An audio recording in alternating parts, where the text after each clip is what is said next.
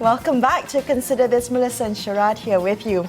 Today, the Communications and Multimedia Minister Gobind Singh Dio announced the appointment of a 17-member pro-tem committee for the Malaysian Media Council. The members are representatives from the print and online media, both local and foreign media, journalist associations as well as civil society groups, including Astro AWANI's very own managing editor, Ashwat Ismail. But joining us on the line now, we have the head of the pro-tem committee of the Malaysian Media Council, Malaysiakini CEO Premesh Chandran. Prem, thank you so much for joining us this evening.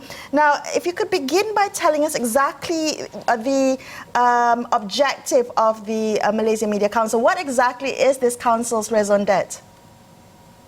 Hi, Melisa. Thanks for having me on this show.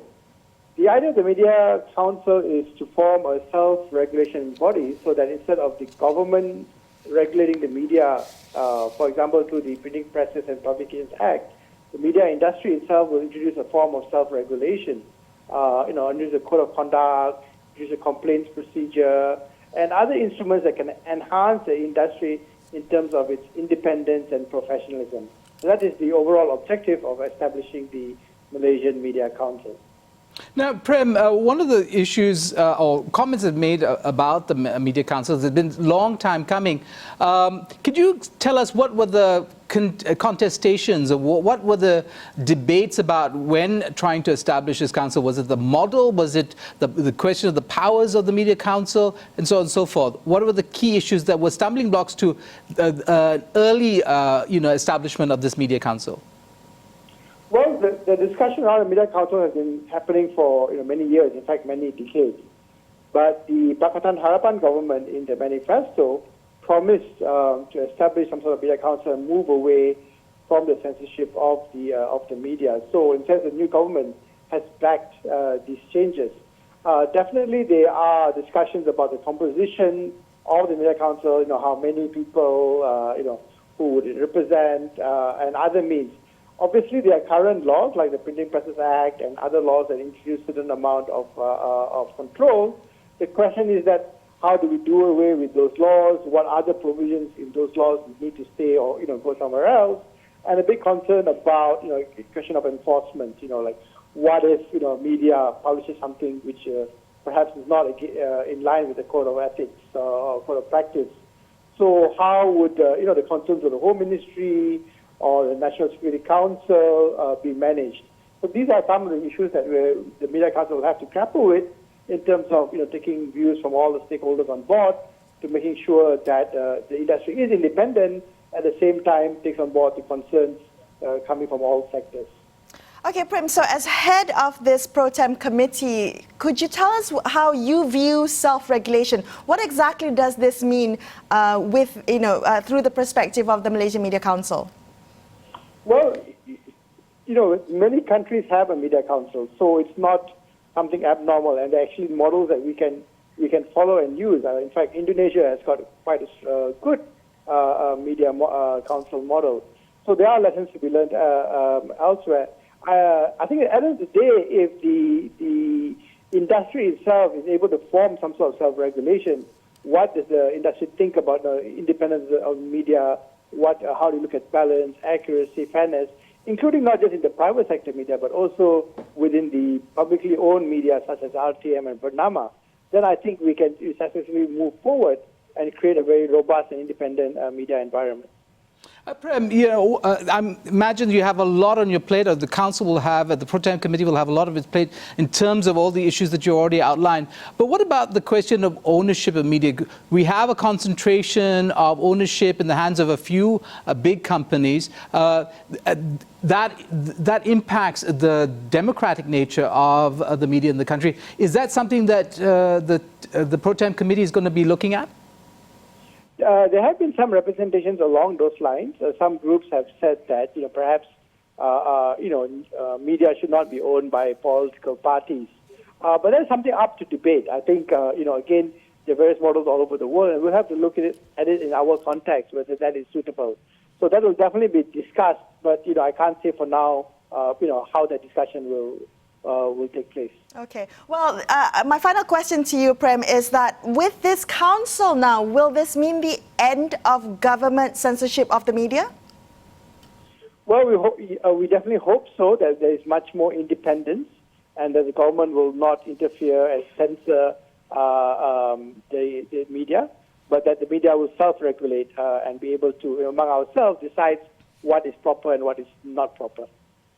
Well, thank you so much for sharing those insights with us about the Malaysian Media Council. That was Premesh Chandran, the CEO of Malaysiakini, recently appointed head of the pro-tem committee of the Malaysian Media Council. Now we have joining us on the line Gayathry Ventiteswaran, assistant professor at University of Nottingham, Malaysia.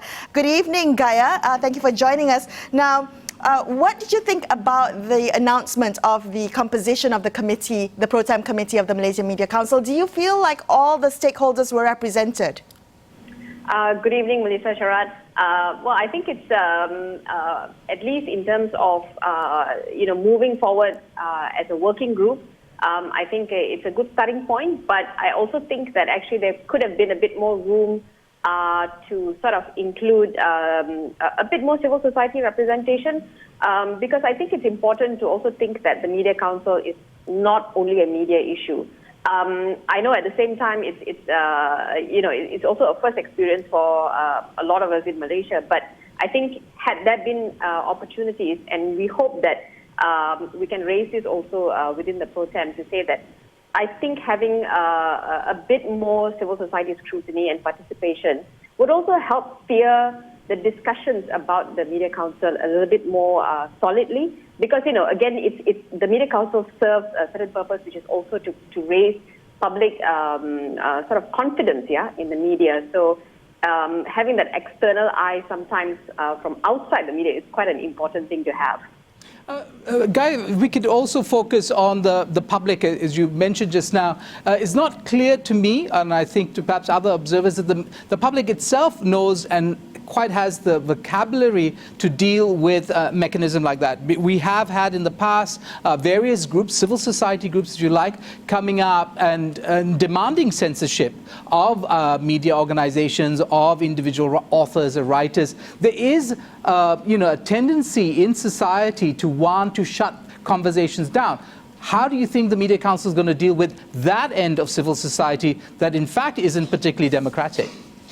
Sure. I think that, this is, of course, a concern in all aspects. It's not just about the media because, you're also talking about broader spaces in which speech is exercised. But I think this is actually an opportunity to clarify some of these issues, because I think as far as the media is concerned and where the Media Council comes into play, it is about the ethical and professional standards and holding them accountable on those grounds. And I think so the discussions about what ought to be within the code of ethics will be very, very important, and it must reflect that accountability towards public. But I think the process, and I personally hope that there will be enough room to have public consultations and use the process to also get people to understand what they can expect from the media and from the Media Council. And in fact, even when the Media Council is formed, part of its task is actually to conduct the kind of public awareness. So, as you said, Sharaad, it's the vocabulary that needs to be mainstreamed, and I think that's an important process.